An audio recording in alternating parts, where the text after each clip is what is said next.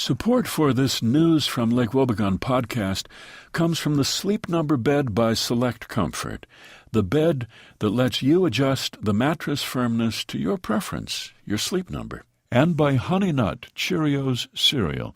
Made with whole grain oats, Honey Nut Cheerios cereal can help lower your cholesterol. Honey Nut Cheerios. Be happy, be healthy. Well, it's been a quiet week in Lake Wobegon, my hometown, out on the edge of the prairie. It was so gorgeous there on Sunday. Sunday was spring, and the red-winged blackbird was in, and the trees were about to bud out, and crocuses and tulips were about to bloom in Lake Wobegon, and it was getting up into the 70s. And then we had a yellow moon that night, and that was foreboding of something yet to come. There was a tremendous thunderstorm that just shook the town. It touched off the burglar alarm at the Mercantile, and we never knew that he had one there. Couldn't figure out why he would have one. Cliff, all those antique sport clothes he's trying to sell, you'd think he'd welcome a little burglary, kind of clear out the inventory, but it set off an ancient burglar alarm at about 2 o'clock in the morning, and it was kind of a wavery sound of that bell dinging, kind of a distant, deep, muffled, murmury sound of a bell. People just half awake, stirring in town, heard that. Some people in the minute before wakefulness thought back to school and coming in from recess and coming into the school and the bully of the school pushing you as you're coming up the stairs and sticking his big fat face in yours, and somehow you never pushed him, you didn't speak back to him, and now years later you still suffer shame and recrimination because of that. And other people heard that muffled, deep ringing of the bell, and they thought of the second coming, and in the moment before they realized what it was, they assumed that the second coming had taken place already and the others had gone on ahead of them. And here they were, they had lived their lives, they'd gone to church, they'd been pretty much good people, and now to think of all of the sins they could have enjoyed if they had known that they were going to be doomed and condemned anyway, their wasted lives. They thought about this, and then they realized what it was. It was a heavy rain that came down, and the temperature fell into the 40s, and people got up to close their bedroom windows that they had opened. Darrell and Marilyn Tollerud got up and they closed their window. It was 3 o'clock in the morning. They were wide awake. They were going to leave the next morning to get on a plane to fly out to San Jose to see her sister Cynthia. So they figured they may as well just stay up and pack. They packed and they got in the car and they headed off to the airport 2 hours away down in Minneapolis. Cynthia is Marilyn's younger sister. She moved out there to San Jose to get away from winter. But what did she get away to? She got away to this man, Stefan is his name, and he's a visual artist, and she hooked up with him, and he convinced her of his brilliance. He works in broken pots. That's his medium. He makes pots, and then he breaks them, he drops them, and wherever the pieces fall, then that's their permanent place. And he paints lines on the floor around them and creates meridians of impact and so on. And he takes himself very seriously. She's been supporting him for 4 years. She works as a proofreader at a small legal journal, painstaking work.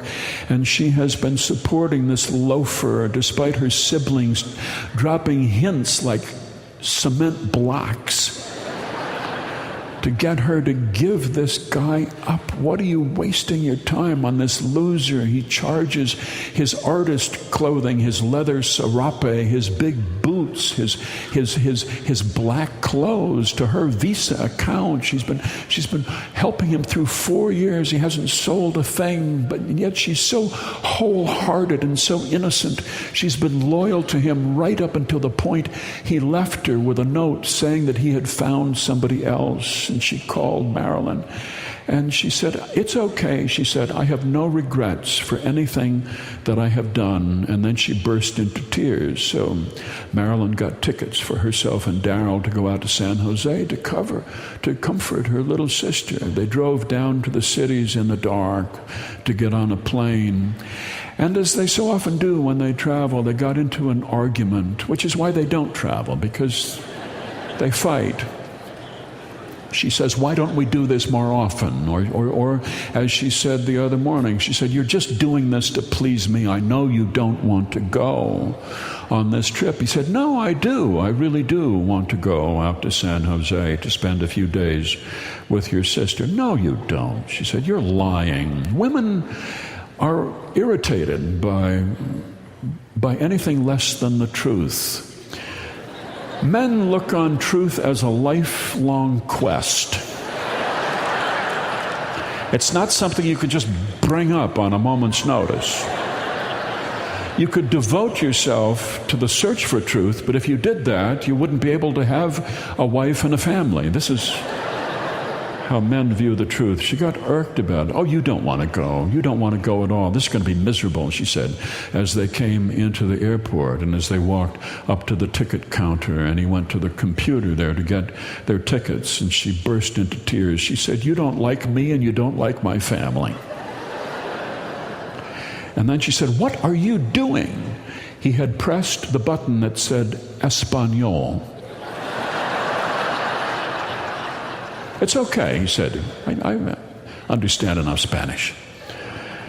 Opciones. Here were a number of opciones. Número de destinación. Ciudad de destinación.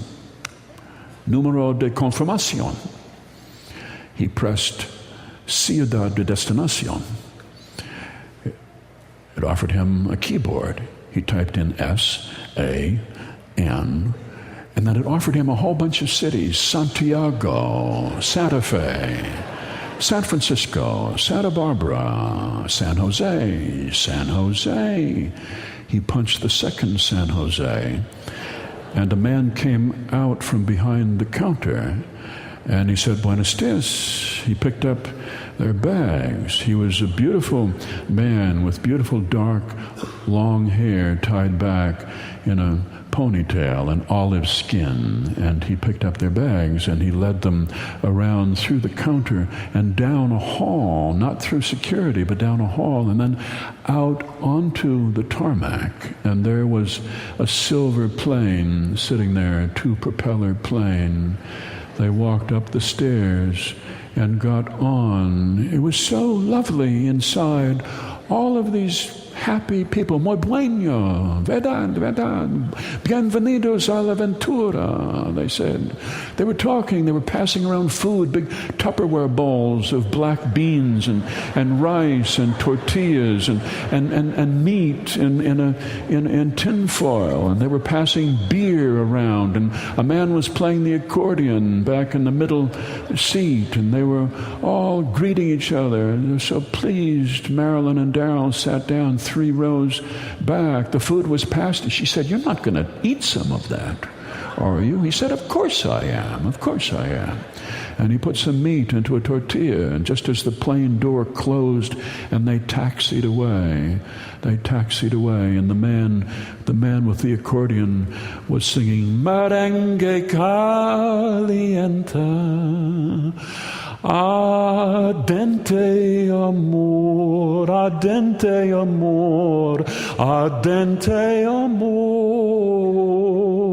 Daryl said, do you know what that means? Ardente amor. He put his arm around Marilyn. Yes, she said, I have an idea what that means. The plane took off into the clouds. They sat there in this pleasant hum and the sound of the accordion playing a few rows behind them, and people passing food, and they fell asleep.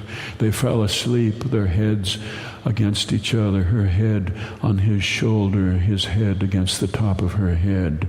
And when they woke up, the plane was making its descent making its descent through the clouds and over the ocean, which was aquamarine, and there was a white beach running along it, and this deep green forest, a rainforest, a shade of green they never saw in Minnesota. The word verdant was invented to describe this forest. The plane came in for a landing at an airstrip across the grass, and it rolled up to the edge of the forest, and the others all piled out, and then the pilots came out, and they came down, and Daryl and Marilyn came out. A man walked up. He asked Daryl things in Spanish. Daryl said, "Sí, señor, sí, sí, sí, sí, señor." Marilyn said, "What are you saying sí to?" Daryl said, "I don't know. It'll be all right. It'll be all right." They walked towards a clearing, and there was a sort of low, official-looking building sitting there, and noticed a bird feeder hanging from a tree, and there were hummingbirds hovering around it, blue and purple and yellow and brilliant green. They were whirring in midair, and they were sipping sugar juice, water out of a little dispenser. It was the color of the green one. It was so luminous, as if it had a bulb inside it burning, this burning green color that moved Marilyn to take out her new digital camera out of her pocket and to take a picture of it. And then the hummingbird flew away into the forest, and she followed it into the forest. This is how they got into trouble, through photography. She followed it through the forest, and Daryl walking after her. It flitted from tree to tree, great vines hanging down, a tree with enormous leaves. They noticed a bat sleeping curled around the stem of one of the leaves. They walked on, the hummingbird leading them deeper, deeper into the woods. And then here was a gorgeous, gorgeous bird with a green head and a red breast and a yellow beak and tail feathers 6 feet long hanging down from its perch down onto the ground. She took picture after picture of it. It was so gorgeous, this paradise. They kept on, and now they found the path. They've been walking through the woods, and now they found a path, and they heard the surf, and they followed it down, and there's the white sand and the aquamarine ocean. They walked towards it. He took off his shoes, and he walked into the water. It was warm. She said, "You're not going to do it." He said, "Yes, I am." He took off his clothes, all of his clothes, and he walked into the water. She watched him until he was up to his knees, and then she took off everything but her underwear. She is Lutheran, after all. And she walked into the water, and they walked out until they could float, and they lay floating in the warm water, the sun coming down at them, the cries of birds singing from the woods. And that was when the monkey came out of the rainforest and saw their clothes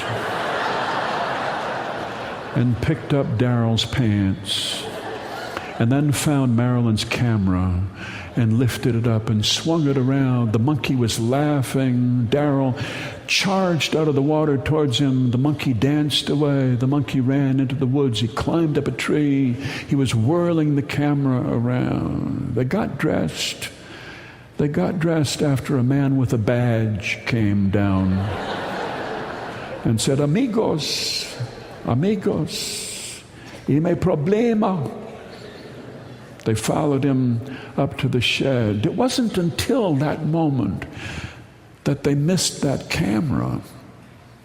That camera was the only proof they had that this actually happened, you see.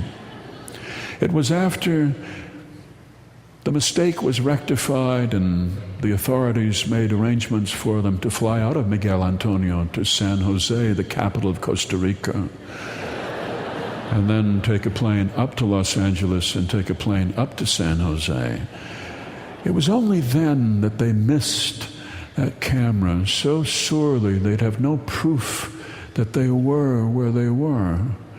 But you know, our lives are our own. They belong to us. Everything that happens to us belongs to us. We may choose to tell other people about it or not. We may compare our lives to the lives of other people. We know statistics. We know the odds. We sometimes think about the concept of normal. But our lives belong to us. They are for us to enjoy. And there's so many things that happen to us that we can never explain or describe to anybody else. Joy that has no basis in fact at all.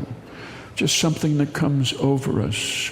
Earth Day being celebrated today in Lake Wobegon, Pastor Inkvist giving a speech there in the town square about how the earth is a gift and we must cherish it and be thankful for it and so use it wisely.